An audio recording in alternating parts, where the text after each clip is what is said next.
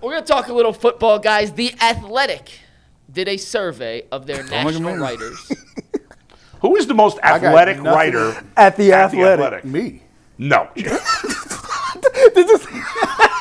Jason, I want to talk about that in overtime. You have to survey your mind and rack your brain. We got to figure that out.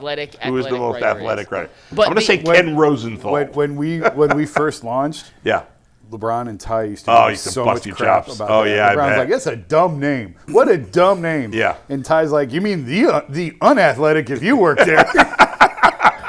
It's like, I was actually quite the athlete back in my day. It was just a lot of days and pounds ago. I'm sure they didn't bust your chops about that comment either. So let me rephrase Go ahead, that. Mike. The unathletic. The 10 head coaching hires. Yeah. Sorry, Jason. Ranked the head coaching hires in the NFL. How they did it was they took their national NFL writers. Do we know the panel? I had nothing to do with this. We don't know the panel, and if you cover a team that hired a head Jason coach, was not part of the voting. Jason did not have a vote. Neither was Zach Jackson. Nobody from Cleveland was involved. Nope, nobody from the So anyone who covers the Giants. So it's probably Diana Rossini was in there. Sando Silver. Yes, those guys. Mike Silver, the most hated man in Cleveland. So they were asked to rank the 10 head coaching hires. Yeah. The first place vote got 5 points. Second place got 4. Third place got 3. Down to 5. If you were under 5, you got 0. So when you see these rankings, you'll see a number next to them. That's the total amount of points that they got. Okay. I'm going to show you the top 10. I'm going to give you their reasoning on how many coaches were? There were 10? 10.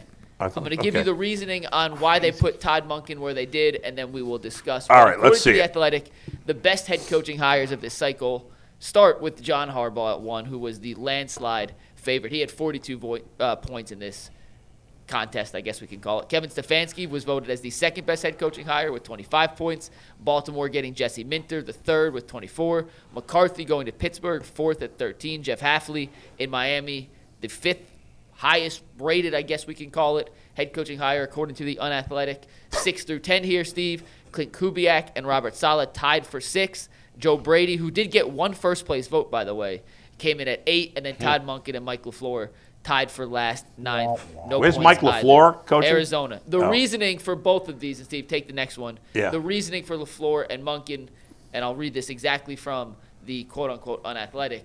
There's just too much unknown with Monken and LaFleur in their first respective organizations. Both are first-time offensive-minded NFL head coaches coming from successful teams, but they're joining 2 franchises that are perpetually rebuilding. Without enough of a track record for the coaches and the organization's instability, it is understandable why our panel took a wait-and-see approach with these hires. I understand that, but why?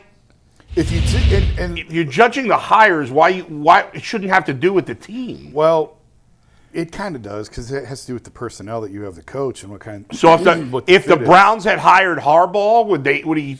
No, they wouldn't be last. But would he not be first? He probably would still be first. Yeah, but then that doesn't make sense. Here's the part, and again, these are my colleagues. I want to tread carefully here, but the part that I don't understand, like I agree, like there's no track record there. Yeah. Okay, fine. Then why is Hafley third? And Minter was third, I think.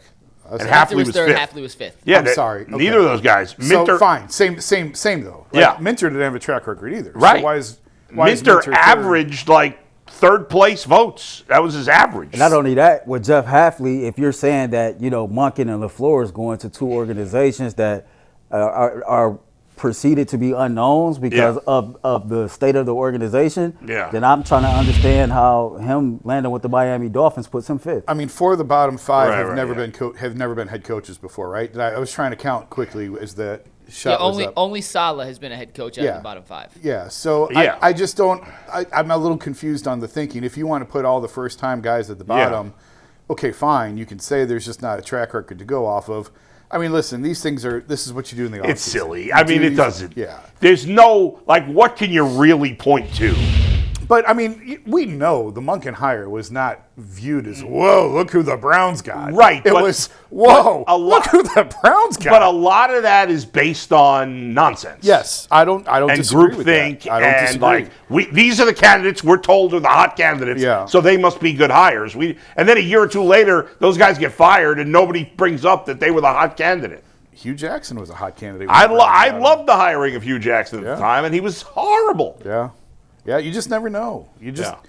So, this whatever. This is what you got to do to fill time in the offseason, and we're getting a head start on it. Right. I just don't understand the logic of there's not enough of a track record, yet the guys also don't have a track record. Right. Or higher up. And I don't get why the organization would factor in. It's like I don't know. That wouldn't be a factor in my rankings of the coach hiring. Yeah, to your point, if the Browns landed Harbaugh, they'd probably be number one. Right. So it doesn't make sense. So it's either should be just about the coach. I think it's just the combination. When you have the unknown of a coach and the unknown of a team that isn't very good, and you put them together, the results more than likely you would think are not going to be great. Right. Yeah. More than likely. In terms of their other rankings, they had Stefanski too. We know you had enough interviews and enough interest from multiple teams where it seemed like he had his choice of jobs. I know we've kind of discussed this in the past, but it still surprises me just the difference in the way we in Cleveland and a lot of fans perceive Stefanski versus the league's narrative of him. I don't know. In the end, we don't know that he was going to get offered a job by these other teams. I mean, he interviewed with. Okay, but I think. So did Halfley. I mean, he interviewed with a lot of teams, too. I believe he could have had the Titans job if he wanted it.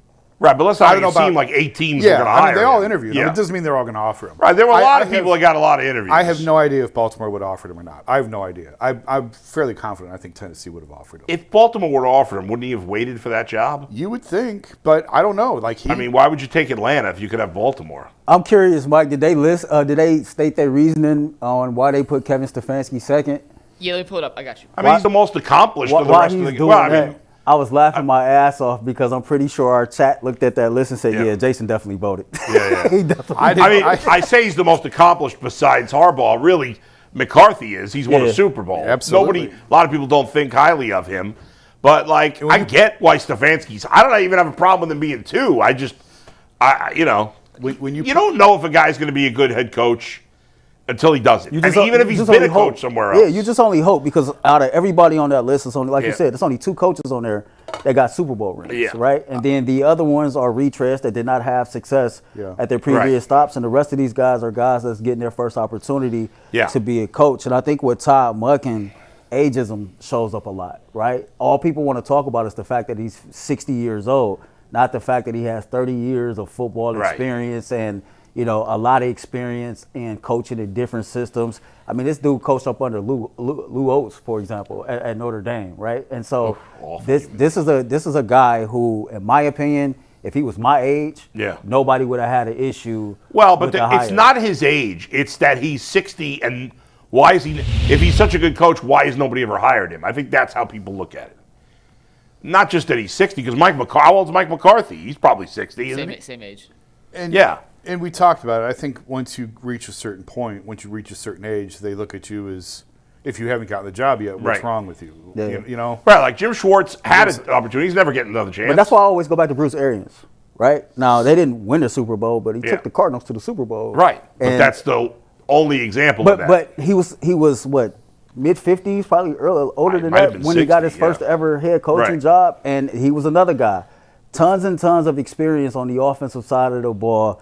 And I'm pretty sure when he got the hire, people was like, man, who is this old dude? And if he ain't never been a head coach before, why is it going to work now? And you just seen all of that play itself out to where it's funny that the Cardinals is ranked at the bottom towards the Browns, but the peak of the Cardinals organization is when Bruce Arians was their head coach. Right, but in the end, that's the one example. It's really the only example of that. And so people are going to tend to lean towards examples that are more likely to happen.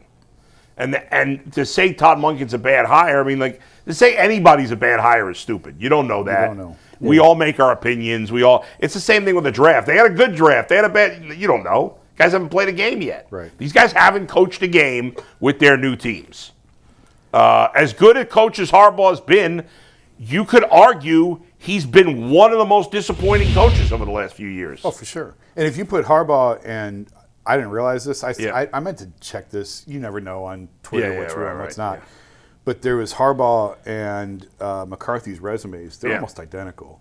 They are. No, that's very real. Right, and yet people love Harbaugh and they hate And they McCarthy. crap on McCarthy. And I'm one of them. Yeah. I'm one of them. It's like Mike McCarthy. McCarthy, yeah, And then right. you look at the resume, it's like, holy crap, it's Yeah. the same thing. Like, you like so, Mike McCarthy. Right. Mike McCarthy. yeah, yeah. In terms of Kevin, though, do you have that, Mike? I do. Yeah, you want me to read it real quick? Yeah, go ahead. So Kevin got one of the 10 first place votes, and this is Was it's not a little me. longer than the Monken one. It's not but me. Yeah. This is, and Jason did not vote on this. This is the write-up for Kevin Stefanski from The Athletic. Quote, Stefanski was the first coach since Marty Schottenheimer to bring Cleveland to the playoffs more than once. Simply put, the two-time coach of the year, one for an organization that has never done so with consistency.